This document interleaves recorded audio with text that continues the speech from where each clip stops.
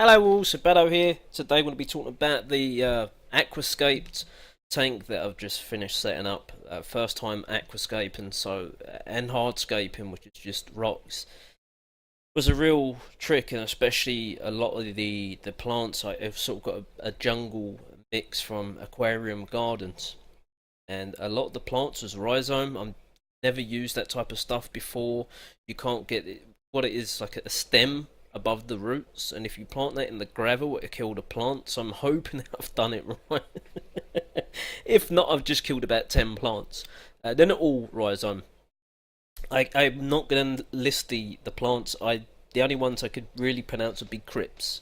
So there's different types of crypts in there. I think there's like 4 different types of crypts in there. There's the wolf sagittaria in there. It's the only one I can pronounce. I can't do Latin names. So if you're that interested, I can put it in the description below. Take a look at the plants I've got in there and the pagoda rocks, and make sure they're standing there as well. I love the colour, by the way. Them rocks, they looked even better once I sprayed them down, got them wet. I mean, they look good when they was drier, but obviously I had to rinse them off. But yeah, they look great.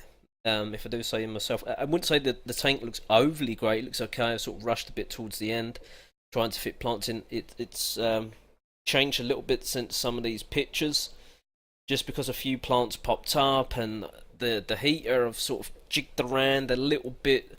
But once I can get all them plants growing better and expanding, I can really start to hide away that heater there.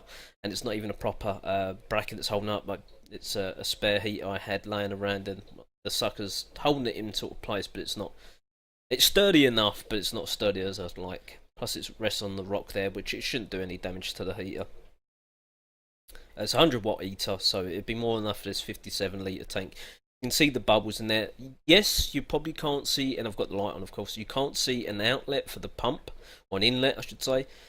The pump hasn't arrived yet. I'm looking now, and there's 50 odd people in front of me before the pump comes. I'm getting a Fluval 106 external filter.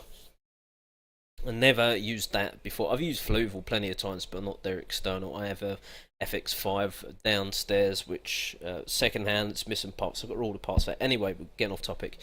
The pumps coming, or I should say filter. I call them pumps, filter. Same damn thing, in my opinion. I'm way back in the day when pumps and filters did the same thing. This is how it's turned out. There's all different plants in there.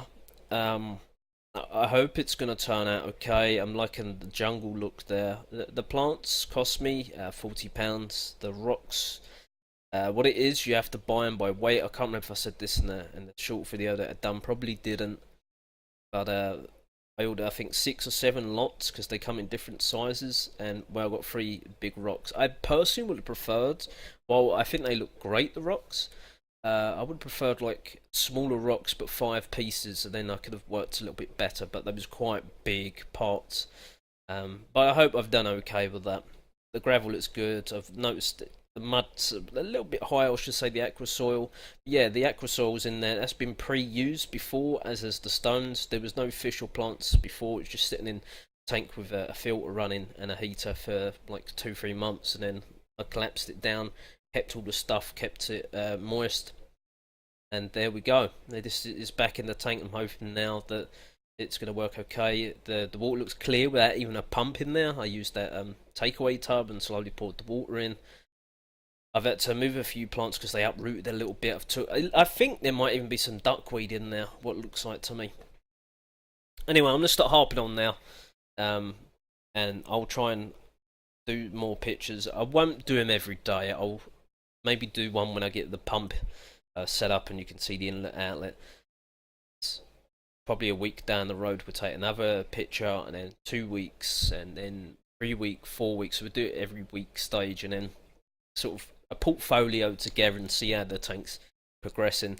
In about 6 to 8 weeks, I'll. Oh, and by the way, before I forget, I've already put in a dechlorinator, and I sprayed the plants with water that had dechlorinator in it to make sure the plants didn't dry out before I got them all set up in there. So yeah, the water's all dechlorinated.